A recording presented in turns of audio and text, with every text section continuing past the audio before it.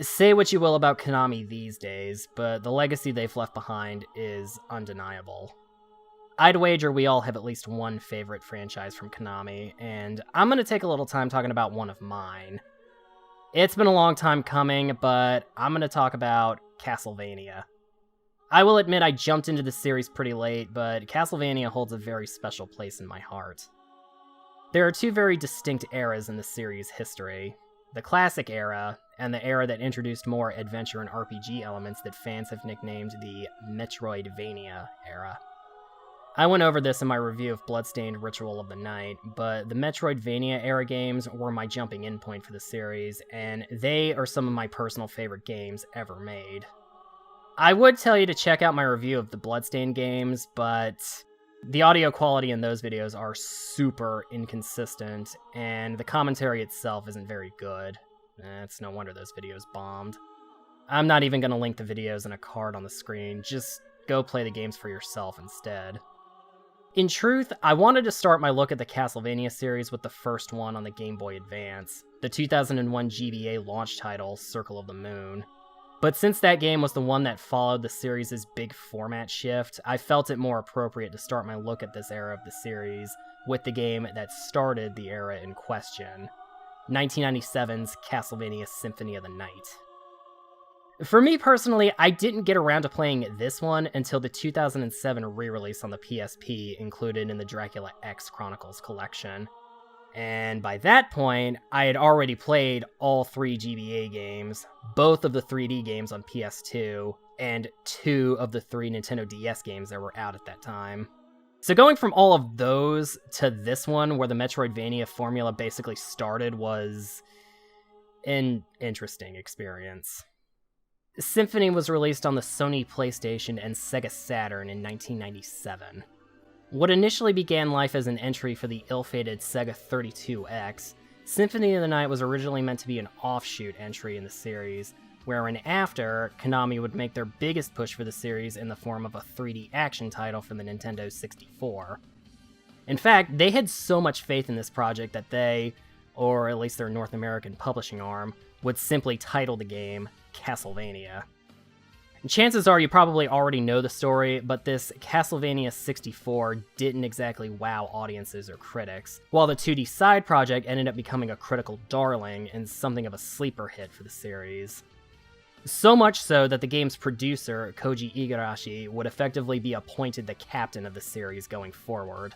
Yeah, I called Symphony an offshoot game because it began development as a side game that broke away from the series' conventions, like linear level-based gameplay, in favor of a more open, sprawling exploration style of gameplay in a similar vein to games like The Legend of Zelda or Super Metroid. The truth is, though, that Symphony of the Night actually serves as a direct sequel to the 5th mainline Castlevania game, Rondo of Blood, which was originally a PC Engine exclusive. Yes, I know, Dracula X exists. We'll get to that shortly. I know it's a bit weird that I'm starting this look at the series with what's actually a sequel, but the Metroidvania-style entries are the ones I personally have the biggest attachment to. And also, it's my channel, so... In fact, the very first thing you see when starting a new game is actually Richter's final battle with Dracula, from the PC Engine version. If you were an American, you'd notice this fight with Dracula is vastly different from the one in Castlevania Dracula X, which is a very different version of Rondo of Blood that was reworked to run on a Super Nintendo. The original PS1 version has been made available for the PlayStation Store, Xbox Live Arcade, and even iOS and Android. The footage you're going to be seeing in this video is from the 2018 PS4 exclusive Castlevania Requiem collection, which includes both Symphony of the Night and the original PC Engine version of Rondo of Blood. Despite Dracula being the final boss in Rondo of Blood, this fight is actually impossible to lose, as if you run out of health, Rondo of Blood's second playable character, Maria Renard, will show up and grant you invincibility until you win. 5 years later, though, Richter mysteriously disappears, just as Dracula's castle reemerges, as it does every 100 years or so. Dracula's half-vampire son, Alucard, who was last seen over 300 years ago, all the way back in the events of Castlevania 3 for the NES, has awoken from what was meant to be an eternal sleep to destroy this newly emerged castle. You get a nice little power trip as soon as you set foot into Castlevania, as you decimate enemies with one hit. But it isn't long before the Grim Reaper himself strips you of all of your good weapons and armor, forcing you to start from scratch. Luckily, you find a starter weapon pretty quickly, and from there, you can find new armor and accessories to increase your stats. And this is where the RPG elements come into play. Slaying enemies not only causes you to gain occasional items from fallen enemies, but every enemy slain also nets you experience points, and if you've ever played an RPG before, you know that gaining enough experience causes you to level up, which in turn provides increases to your stats. And chances are, if you're watching this video, you probably already know how RPGs work. Now, I'm gonna kind of be breaking my own rules with how I do these standalone reviews, and talk about the presentation of the game first, before I go over how the game plays. I've got a lot of ground to cover in the gameplay side of things, so I'm gonna quickly go over how the game looks and sounds before tackling all of that. I've got to say that for a 2D pixel-based side-scroller from 1997, this game looks astonishing. There's so much detail in the backgrounds, the characters and enemies are animated brilliantly, and the sprite sizes are large and full of detail. This must have been a sight to behold back in 1997, and I'd say it still holds up amazingly well today. Even if many of the enemy sprites are simply reused from Rondo of Blood, a habit that even future games in the series would hold on to, I personally don't mind it at all. Something Castlevania has always done incredibly well is its music, and as far as Symphony goes, it uses not only the traditional classic Gothic theme score the series is known for, but also blends a lot of other genres like rock, jazz, and even thrash metal. This was the second Castlevania soundtrack to be composed by Michiru Yamane, the first being Bloodlines on the Sega Genesis, and she would go on to score several more games in the series after this. And Symphony's soundtrack is not one of my personal favorites, if I'm being honest, but that doesn't mean there aren't some amazing tracks in this game. It's a personal preference thing to be sure, but some of the instrumentation used is a little too all over the place for me, and I tend to prefer the ones with more classical sounding instrumentation. I find the ones with hard guitars to be kind of out of place, and it really disrupts the flow of the overall soundtrack, but again, that's just a personal preference. I think the big elephant in the room in terms of this specific version of Symphony is that the translation and voice acting in the PS4 version comes from the Dracula X Chronicles version rather than the PS1 original. Dracula, die now and leave this world. You'll never belong here. Oh, but this world invited me. Your own kind called me forth with praise and tribute. I know that the original 97 release has its fans for the cheesy voice acting and dialogue. Miserable Little Pile of Secrets would go on to be a long-standing internet meme. But I personally find the new cast, script, and voice acting included in this version to not only be fantastic in its own right, but I honestly find it to be the superior version. Yuri Lowenthal, who I may add is one of my personal favorite voice actors, is fantastic as Alucard. I will do neither. Step aside, old man. And Patrick Seitz is my personal favorite actor who has ever played the Castlevania version of Dracula. Ha! Mankind! A cesspit of hatred and lies! Fight for them, and die for their sins!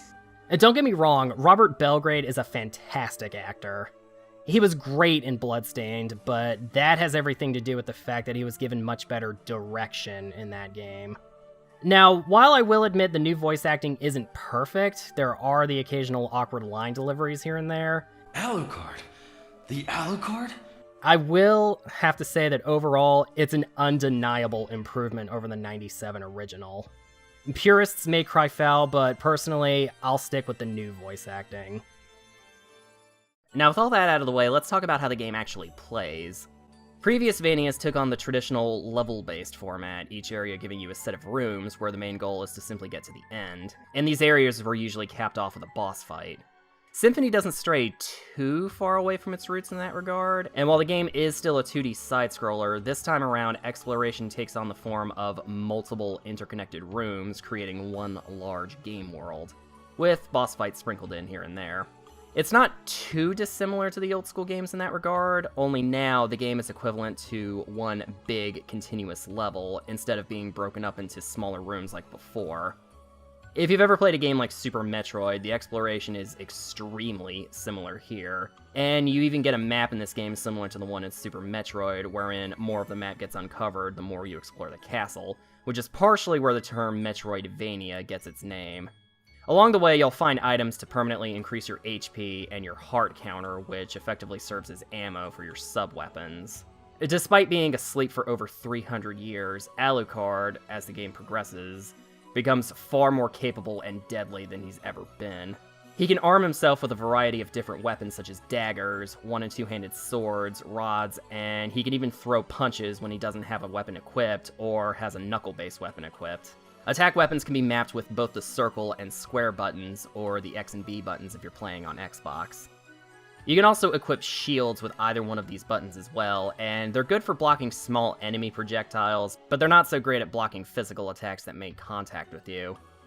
I'll be honest, I hardly use these myself, except for the one that turns enemy projectiles into hearts, and even then, my own personal playstyle didn't really call for them all that often. The traditional sub-weapons, such as the throwing knife, throwing axe, crucifix, holy water, and stopwatch also make a return, as well as a few new ones like a holy Bible that circles around you, a rebound stone that ricochets off of floors and walls, and ashes that you can throw on the ground that damage enemies that touch them, all of them requiring a different amount of hearts to use. Chances are you'll find at least one or two favorites among these. And since this game implements RPG elements, you can also equip armor and accessories, which can either be bought or found in places around the castle, that have a wide variety of effects, such as the usual stat boosts, and also making it to where certain elements like fire, poison, and electricity can heal you instead of do damage. The right armor and the right accessories can make certain boss fights a complete and utter joke. And this isn't even touching the available spells and familiars. Familiars are friendly spirits that can aid you in certain ways. The fairy can heal you if you're low on health and have a potion in your inventory, and point out secrets to you that you may not initially see. The sword and ghost familiars can attack enemies for you, and these can all be leveled up individually and gain new abilities of their own. You will have to find the appropriate card relics scattered across the castle in order to summon them, though. As for the spells, they come in the form of certain button combinations that you can press alongside directional movements to unleash devastating attacks, kinda like a fighting game. I hardly use these, as I find trying to enter them to be awkward and a little bit counterintuitive. That's kind of a shame too, because some of the spells available are pretty handy. In fact, some of them can just outright break the game for you. But I also didn't feel like my choice of playstyle was invalidated by not using them. Going back to the topic of enemies attacking you, the annoying classic Castlevania tradition of being knocked back when enemies attack you is here as well. But it's actually more annoying here because in the classics, you get those few extra seconds of post-hit invincibility to regain your bearings and reposition yourself or whatever.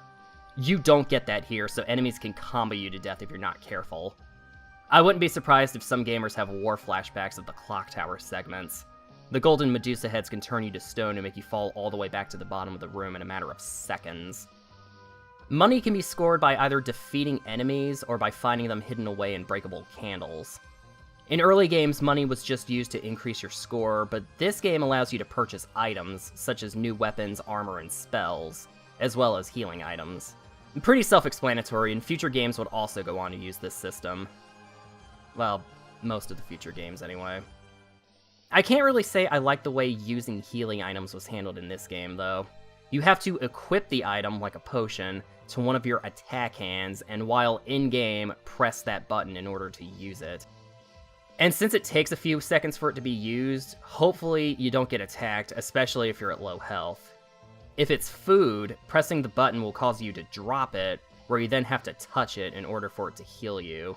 And you also can't use healing items right away from the menus, which can be really annoying if you're in a tight spot and need healing right away. This is something the later games thankfully address, but here it feels like a missed opportunity and also kind of a pain in the ass at times. Because of the nature of the gameplay, some areas are blocked off until you can obtain certain abilities or relics, so it will get to a point where you will have to occasionally backtrack to areas you've previously visited, in order to either gain a plot-specific item, see a particular cutscene, or trigger a mechanism in order to gain access to a shortcut from one area to another. It can get a little tedious, especially since Alucard isn't exactly known for his speed, but luckily very, very few of the rooms are overly large. It'll help to keep a close eye on your map and kinda pre-plan where you're going. Also, if you're playing this on PS4, the map is activated by the controller's touchpad. The game doesn't tell you that, so I think I might have just saved you a Google search there. When you've explored a good chunk of the castle, revealed new areas, gotten a hold of some of the really useful abilities, found all the warp rooms, and got yourself to a good level, you could go straight to the top of the castle and attempt the final boss fight. But without specific equipment, you'll fight somebody who isn't actually the true final boss, and by beating them, you'll trigger the game's bad ending. So after you've explored some more and gotten the right equipment you're meant to have, then you can go to the castle keep and tackle the true threat. And once you do that, you'll trigger the entire second half of the game. An inverted castle descends from the sky, and there you go. This is where the back half of the game takes place. An upside-down castle. Sure, some of the color schemes in the area are changed up, but this is the same castle as before, just flipped upside down. The architecture is literally just an upside-down castle while you are right side up. I understand this was a decision made to inexpensively lengthen a game that cost you $40 in 1997, otherwise you can beat it in only 5 or 6 hours, but hoo boy does it ever look slapdash and cheap. Some areas receive slight visual updates, and there are new, tougher enemies, including ones that phase in and out of sight. Those are fun. It's also full of a lot of traps that weren't in the irregular castle that can chew through your HP pretty quickly if you aren't prepared. While it is possible to go anywhere in the castle that you want, you are kind of encouraged to go a specific route due to enemies being able to do a lot of damage if you're too underleveled. And at no better part does the game reinforce that than during the back half. The music that plays is different, but be prepared to hear that one organ track in like 6 different areas, you know the one.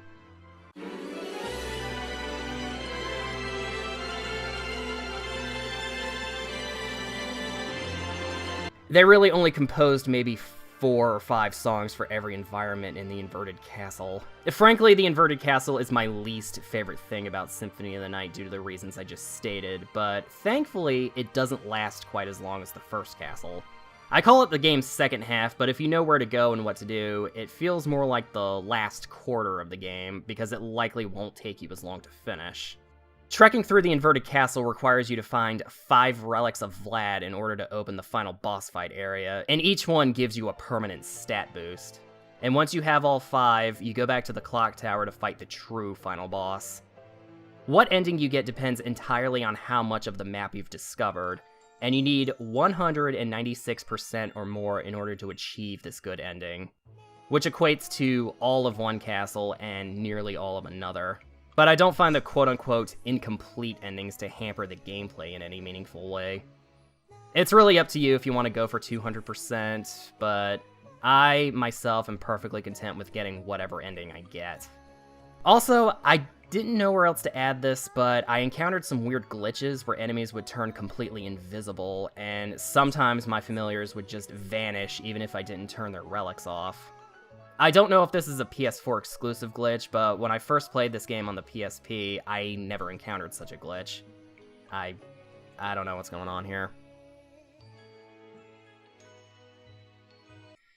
And I think that's everything I wanted to say about Symphony of the Night. Chances are you've more than likely already played it for yourself, especially if you love the Metroidvania subgenre it helped popularize. And while I will admit it may not be my favorite in the series, or even my favorite in the Metroidvania subgenre, as I have way more of a preference for the later Castlevania games, I also can't deny that Symphony of the Night is a high-quality game that's well worth checking out if you somehow haven't already. The backtracking may get a little annoying to some, and the inverted castle is undeniably cheap padding, and even a little stupid looking if I can be blunt for a second. But the game did also lay some rock-solid groundwork for future titles to really do some amazing things with. Symphony of the Night may not be the one I'm always the most eager to return to out of all the others, but it did effectively start my favorite era for the series, and I have to respect it for that at least a little. The most readily available version I can point to is the Castlevania Requiem collection on PS4, You even get the original Rondo of Blood included with it, but I can recommend this game regardless of what platform you choose to play it on. Now that Symphony of the Night's out of the way, I can finally get into my official jumping in point of the series, which began with a launch title for the Game Boy Advance, Castlevania Circle of the Moon. I plan on getting into all of that when I return to looking at the Castlevania series, and like with most other videos on my channel, I'll be getting into that whenever I feel like it, but I'll try not to keep you waiting too long on that. If you made it to the end of this video, then I want to thank you for checking it out. If you happen to dig this video, consider leaving a like and maybe share it around with people you think would enjoy it. Thanks for watching, and I'll have the next video out as soon as I can.